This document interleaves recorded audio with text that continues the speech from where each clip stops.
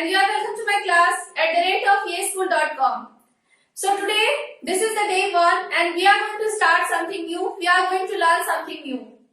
The name of our course is English Improvement Course. As the name suggests, ये पूरा का पूरा course आपकी इंग्लिश को इम्प्रूव करने के लिए तैयार है, चाहे वो आपकी रिटन इंग्लिश हो या फिर आपकी स्पोकन इंग्लिश हो। अगर आपको हेजिटेशन होती है इंग्लिश बोलने में, अगर आपको हेजिटेशन होती है इंग्लिश सेंटेंसेस फॉर्म करने में, तो आपके लिए ये कोर्स बहुत ही कारगर है। हर तरह से हर एक परिप्रेक्ष्य में आपको ये आपकी इंग्लिश को इम्प्रूव करेगा। यहाँ पर खास तौर से वे लोग बहुत ही ज्यादा बेनिफिटेड होने वाले हैं जो लोग इंग्लिश बोलना सीखना चाहते हैं, जो लोग अपनी हेजिटेशन को दूर करना चाहते हैं। इसके साथ ही जो लोग तैयारी कर रहे हैं इंटरव्यू की, ग्रुप डिस्कशंस की, जो लोग डिबेट्स में पार्टिसिपेट करते हैं या फिर एंकरिंग करने वाले हैं, उनकी पर्सनालिटी डेवलपमेंट से भी रिलेटेड चीजें यहाँ बताई जाएंगी। आई होप कि ये पूरा का पूरा कोर्स आप सभी के लिए बेनिफिशियल हो, एज की इंग्लिश को करेक्ट वे में फॉर्म करना, उसके सेंटेंसेस को करेक्ट वे में फॉर्म करना, फ्लुएंसी के साथ इंग्लिश बोलना आजकल के जमाने में कॉमन है और अगर आप इनमें पीछे हो तो आपको इस पर जरूर काम करना चाहिए। तो चलिए शुरू करते हैं हम अपनी इस नई जर्नी को। सबसे पहले हम जानना चाहेंगे कि ऐसा कौन सा माध्यम है जिसके साथ में ऐसे कौन से फैक्टर्स हैं जिसके होने पर आप किसी भी भाषा को, चलिए इंग्लिश को आप अच्छी तरह से बोल पाओगे। कुछ फैक्टर्स हैं जो कि कॉमनली आंसर्स आते हैं स्टूडेंट्स की ओर से, तो मैं यहाँ पर लिख देती हूँ और चलिए वन बाय वन डिस्कस करते हैं कि वो क्या फैक्टर्स हैं और वो कितने कारगर हैं, वे कितने कारगर हैं आपको इंग्लिश बोलना सिखाने के लिए। So the first one is grammar,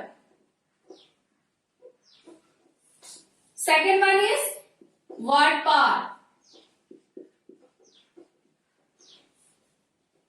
third one is confidence, fourth one is conversation. Now let us discuss each of them one by one. What is grammar? आप अगर इंग्लिश ग्रामर अच्छे से जानते हो तो क्या आप सिर्फ ग्रामर के बलबूते इंग्लिश बोल सकते हो फ्लुएंसी के साथ में या फिर इफिशिएंट हो सकते हो इस लैंग्वेज में? तो मैं आपको बता दूं कि चलिए एक हम एग्जाम्पल ले लेते हैं। पहले हम वर्ड पावर की ओर बढ़ते हैं, उसके बाद फिर ग्रामर पे आते हैं। देखिए वर्ड पावर भी एक ऐसा चीज है जो कि बहुत जरूरी है आपको इंग्लिश बोलने के लिए। चलिए एक एग्जाम्पल लेते हैं। या मेरी कलम है, this is a Hindi sentence. या मेरी कलम है, ठीक है। आपके पास चलिए वर्ड पावर है, ठीक है। आप सभी का जो है इंग्लिश जान रहे हो। This my pen is, this my pen is. आपके पास वर्ड पावर है, आपने सभी का इंग्लिश बता दिया, यह का, मेरी का, कलम का एंड है का। Now is this a correct sentence you have form? This my pen is, exactly no, this is not the correct one. So आपके पास अगर सिर्फ और सिर्फ वर्ड पावर है तब भी आप इंग्लिश सेंटेंसेस अच्छे से फॉर्म नहीं कर सकते हैं। Now come to the grammar. Grammar के पास क्या है, सही अरेंजमेंट आपको मिल जाएगा। चलिए आप ग्रामर जानते हो तो आपने सही से लिख दिया, this is my pen. Okay, now this is the correct one, first was wrong, ठीक है। So this is my pen, this is the correct one. तो आपको ग्रामर का नॉलेज था, आपने सही से सेंटेंस को फॉर्म तो कर दिया। नाउ आपने फॉर्म किया, आपने लिखा, क्या आपने बोला, क्या आपने कॉन्फिडेंटली बोला, क्या आपने बिना हेजिटेशन के बोला, क्या आपने बोलते हुए संकोच नहीं किया? इन सारे सवालों का जवाब तो केवल आप ही दे सकते हो। आपने इसे लिखा जरूर, लेकिन आपको बोलने में हो सकता है कि दिक्कत हो, क्योंकि ये आपका लैंग्वेज नहीं है, आपने इससे पहले कभी इंग्लिश बोलना ट्राई नहीं किया है। तो सिर्फ ग्रामर के बलबूते हम इंग्लिश नहीं बोल सकते। आपके पास ग्रामेटिकल नॉलेज है, बहुत सारे स्टूडेंट्स हैं जो कि मुझे अभी देख रहे हैं, उनके पास ग्रामेटिकल स्किल्स होंगे, उन्होंने बहुत अच्छे से ग्रामर को, इंग्लिश ग्रामर को स्टडी किया होगा, लेकिन फिर भी they can not speak English. ये एक फैक्ट है। So this is also a wrong answer. Grammar भी रॉन्ग हो गया, वर्ड पार भी रॉन्ग हो गया। चलिए कॉन्फिडेंस के बारे में बात कर लेते हैं। यहाँ पर जो ग्रामर था, ग्रामर के साथ में कॉन्फिडेंस ऐड हो जाता तो कहीं ना कहीं आप अच्छा इंग्लिश बोल सकते थे, लेकिन सिर्फ कॉन्फिडेंस के साथ आप इंग्लिश नहीं बोल सकते। मानती हूँ कि आपके पास इतना कॉन्फिडेंस है, आप किसी के सामने भी डरते नहीं हो। If you are before the prime minister of India and you have to speak, तो आपको डर नहीं लगता है, ठीक है। आप हेजिटेशन फील नहीं करते हो, आप ये नहीं फील करते हो कि लोग आपके बारे में क्या सोच रहे हैं, if you are speaking right things और नॉट, तो आप नहीं सोच रहे हो। लेकिन फिर भी you can not speak because you don't have word power, you don't have grammar. Okay, so आपकी स्पीच ही रेडी नहीं है, तो आप कॉन्फिडेंट होकर करोगे क्या? सो this is also the wrong answer. Now let us discuss the last one. This is the conversation. So conversation, अगर आप एक बच्चे पर ध्यान दो जो कि एक इन्फेंट है, बहुत ही छोटा है, उसकी ग्रोइंग एज पर ध्यान दो। जैसे जैसे वो बड़ा होता है उसे नहीं मालूम होता है कि वो कहाँ उसने जन्म कहाँ लिया है, भारत में लिया है या फिर लंदन में लिया है या फिर किसी दूसरे कंट्री में लिया है, या फिर भारत के ही अलग अलग रीजन्स है, जैसे कि नॉर्थ इंडिया हो गया, बिहार हो गया, साउथ इंडिया हो गया, तो उसने कहाँ लिया है जन्म उसे नहीं पता है। लेकिन वो धीरे धीरे बड़ा होता है तो अपने परिवेश में या फिर अपने मदर टंग को, जिसे मातृभाषा कहते हैं, तुरंत ही सीख जाता है। 2 से 3 साल में वो सेंटेंसेस फॉर्म करने लगता है, एक दूसरे से बातचीत करने लगता है, और धीरे धीरे 5 से 6 साल के अंदर हम देखेंगे कि काफी फ्लुएंसी के साथ में अपने मदर टंग को बोलता है। इसका सिर्फ और सिर्फ एक कारण है कि उसने कन्वर्सेशन करते सुना है, लोगों को उस पर्टिकुलर लैंग्वेज में उससे कन्वर्सेशन करते सुना है, साथ में वे लोग आपस में भी इस तरह के लैंग्वेज में बात कर रहे हैं, उसको उन्होंने सुना है और धीरे धीरे उसे कैच किया है, सारे स्ट्रक्चर्स को कैच किया है, और फिर वो धीरे धीरे अपने लैंग्वेज को सीख गया है। So conversation is the most important thing. Sometimes ऐसा होता है कि the people we are talking to, उन्हें जो ग्रामेटिकल स्किल्स नहीं है या फिर वो बहुत ज्यादा परफेक्ट नहीं है। कभी कभी ऐसा भी होता है कि people, let us take an example, आप किसी इलिटरेट पर्सन से बात कर रहे हो जो कि पढ़ा लिखा नहीं है, ठीक है, लेकिन फिर भी वो आपसे एक्यूरेट वे में हिंदी बात करता है, ठीक है, एक्यूरेट वे में इंग्लिश में बात कर सकता है, एज कि उसने जिस माहौल में जन्म लिया है, जिस माहौल में वो रह रहा है, वहां के माहौल में उसने इस लैंग्वेज को अडॉप्ट कर लिया है। सो जरूरी नहीं कि अगर वो पढ़ा लिखा नहीं है so he can not speak English, ठीक है, क्योंकि उसका जो माहौल है, जो उसने लर्न किया है, अडॉप्शन है जो उसका, वो वही लैंग्वेज है। सो उसकी नजर में वो कोई पढ़ाई लिखाई से रिलेटेड चीज नहीं है। हम अपनी हिंदी को ऐसे ही अडॉप्ट कर लेते हैं, हमें हिंदी के लिए या अपने मदर टंग के लिए उसके ग्रामर को पढ़ना जरूरी नहीं होता है। हम खुद ब खुद उसे अच्छे तरीके से बोलते हैं, हैंडल करते हैं, लिखते हैं, एक्सप्रेस करते हैं अपने आप को। So it is very necessary to know that the conversation is the most important thing. It is the key point to learn to speak any language. So conversation is the right answer. Okay, this is the right answer. So now what we have to do in this class, or what we have to do for the improvement of our spoken English. The most important thing is that we have to do conversation. बातचीत करना बहुत जरूरी है। बातचीत करने के लिए भी कुछ तरीके हैं, जैसे देखिए कन्वर्सेशन के अंडर में listening, you have to listen English, okay, speaking, you have to speak in English language, now you have to do writing, okay, in English language. तीनों चीजें आपको करनी होगी। आपको जब भी कोई इंग्लिश बोल रहा है आपको उसे सुनना होगा, उसके बोलने के तरीके पर ध्यान देना होगा।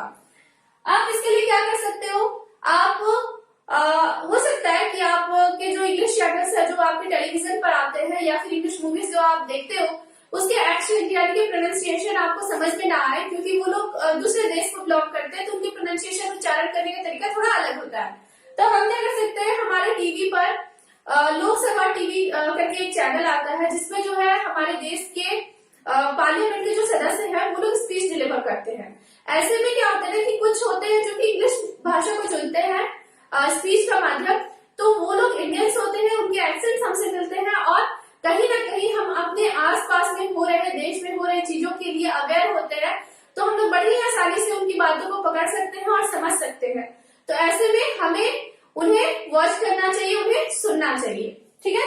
तो ये हो गया लिसनिंग। या फिर आपके टीचर है, आपके फ्रेंड्स हैं जो कि अच्छा नॉलेज रखते हैं इस लैंग्वेज का, आप कोशिश करिए कि आप उनसे बात करें और उन्हें कहें भी बकायदा कि आप मुझसे इंग्लिश में ही बात किया करें। सो इट्स वेरी नेसेसरी कि आप उन्हें सुने, उनकी चीजों पर ध्यान दें, उनके स्टाइल पर ध्यान दें, उनके एक्सेंट पर भी ध्यान दें। और लिसनिंग बहुत ही ज्यादा इंपॉर्टेंट रोल है कन्वर्सेशन के लिए। Now speaking without hesitation. अगर आपको पूरी तरह से और पूरे अच्छे से और सही से इंग्लिश बोलने आता तो आज आप यहाँ नहीं होते, आज आप मेरे वीडियोस को देख नहीं रहे होते। So it's very important to know that you are not able to speak this language in a fluent way. So you are here to learn. That's why you will commit mistakes. तो आपको mistakes होंगे ही, तो इस बात पर ध्यान नहीं देना है कि आपने बोलना शुरू किया है तो मिस्टेक्स हो गए तो आप एम्बैरेस फील करने लगे, या फिर आप इसलिए नहीं बोल रहे क्योंकि आपको हेजिटेशन हो रही है कि आप बोलेंगे तो आप मिस्टेक्स फील करेंगे, मिस्टेक करेंगे। सो ये बहुत इंपॉर्टेंट चीज है। Without hesitation you have to speak up. आपके जैसे बहुत सारे लोग हैं जो इम्प्रूव करना चाहते हैं। आप चाहो तो एक गैंग बना सकते हो, आप चाहो तो एक ग्रुप बना सकते हो, ताकि आप उसमें जो है लोगों को इनकरेज करो कि वो आपसे इंग्लिश में बातचीत करें एंड आप भी उनसे इंग्लिश में बातचीत करो। वो भी गलतियां करेंगे तो आप उन्हें एम्बैरेस ना करो, और आप भी गलतियां करो तो वो भी आपको एम्बैरेस ना करेंगे, क्योंकि आप दोनों ही पक्ष को जो है क्या करना है, अपनी इंग्लिश को इम्प्रूव करना है। So it is very necessary to speak up. Speaking के लिए मैं बहुत सारी एक्टिविटीज कराने वाली हूँ इस ग्रुप में, तो आप लोग उस पर ध्यान दीजिएगा, बहुत इंपॉर्टेंट होने वाले हैं। सो एक भी वीडियो मिस नहीं करने का। Okay, now writing. आपको राइटिंग स्किल्स भी सिखाए जाएंगे। बहुत सारी चीजें हैं जो आप राइटिंग स्किल के तौर पर सीखोगे।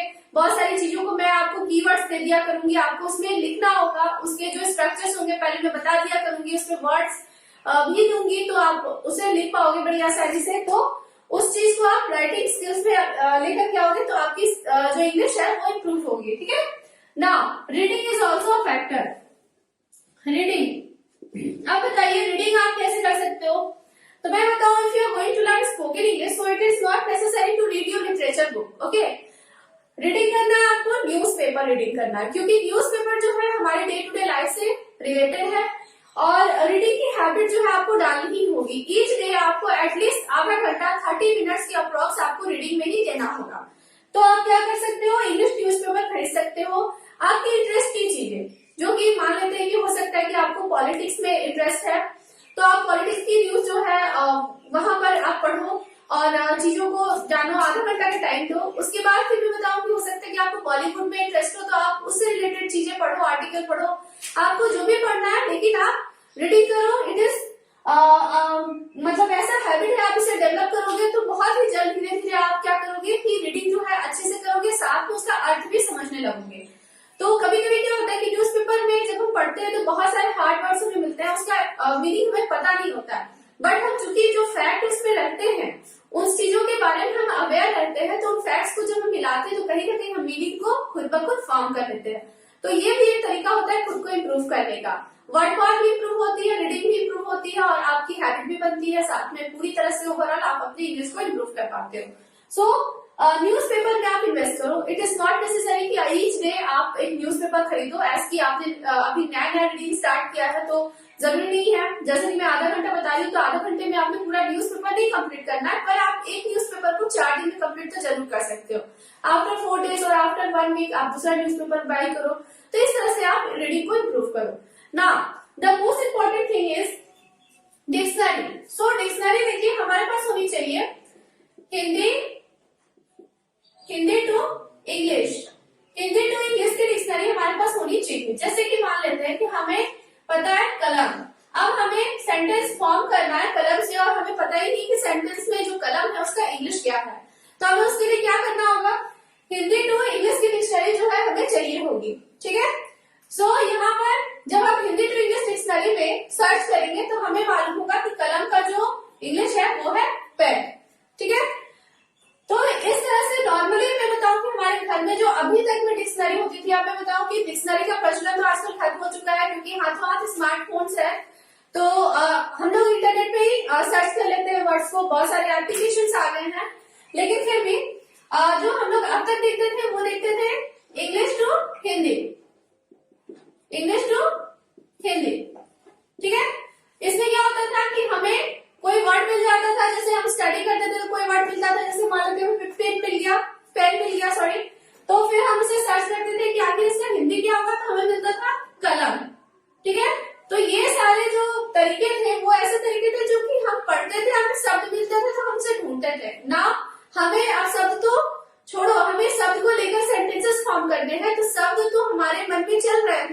लेकिन हमें उसका इंग्लिश ढूंढना है, तो आपको क्या होना चाहिए, आपके पास हिंदी टू इंग्लिश डिक्शनरी होनी चाहिए, ठीक है।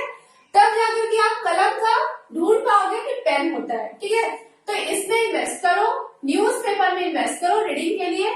और जैसे कि मैंने आपको बोला, लिसनिंग के लिए आप अपने फ्रेंड्स को बोल सकते हो, या फिर आप ऑलमोस्ट सभी के घर में आजकल टेलीविजन होते हैं, स्मार्टफोन तो है ही, आप यूट्यूब पर ही लोकसभा टीवी जो है देख सकते हो, वहां पर जो है इस तरह की स्पीचेस सुन सकते हो, सुनने की हैबिट डाल सकते हो इंग्लिश लैंग्वेज को, ठीक है। सो ये सारी एक्टिविटीज आपको करनी होंगी, और बहुत जल्द मैं वीडियोस में आपको एक्टिविटीज लेकर के आऊंगी, डिफरेंट एक्टिविटीज के जरिए आप जो वो इंग्लिश को सीखोगे, इंग्लिश को जानोगे। नाउ इतना तो हुआ इंग्लिश के बारे में कि किस तरह से हम आगे की कोर्स को लेकर चलेंगे और किस तरह से ये कोर्स आपके लिए बहुत ही हेल्पफुल होने वाला है इंप्रूव करने के लिए। आज हम शुरुआत कर दे रहे हैं अपने फर्स्ट चैप्टर की, और मैं बताऊं कि फर्स्ट चैप्टर होने वाला है WH वर्ड्स। WH वर्ड्स, इसे हम क्वेश्चन वर्ड्स भी कहते हैं, ठीक है, क्योंकि हम इसे क्वेश्चंस बनाते हैं। हमारे ग्रामर में या फिर हमारे इंग्लिश में WH से रिलेटेड वर्ड्स हैं, जैसे देखिए है व्हाट, ठीक है, why, who, whom, whose, ठीक है, which, how, where, when, whether। So almost हमारे पास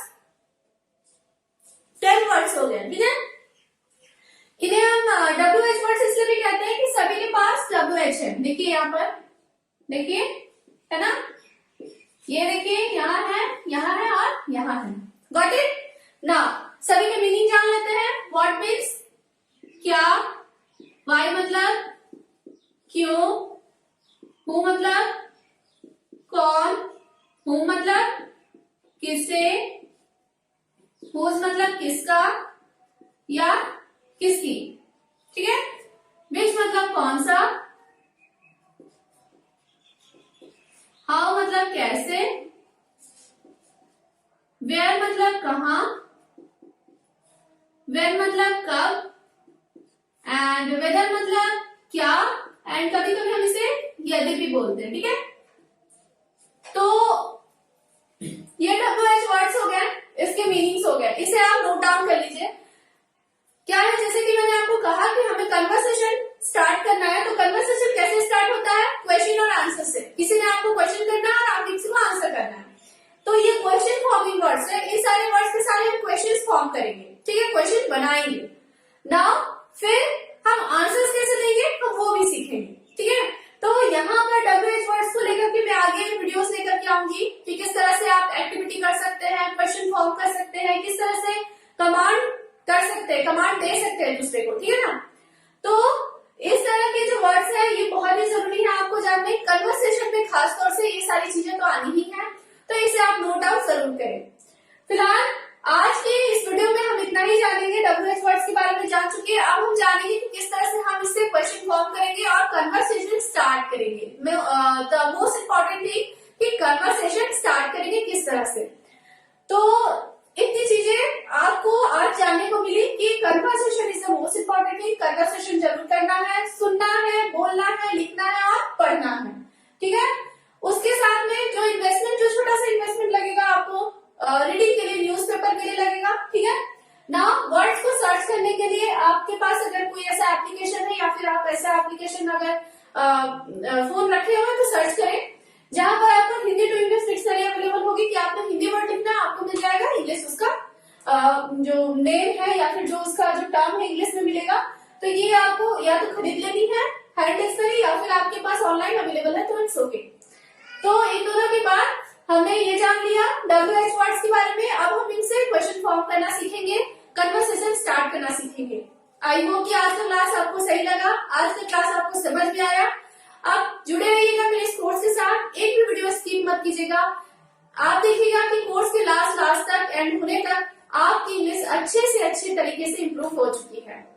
मिलते हैं हमारे नेक्स्ट क्लास में, तब तक के लिए work hard and stay healthy.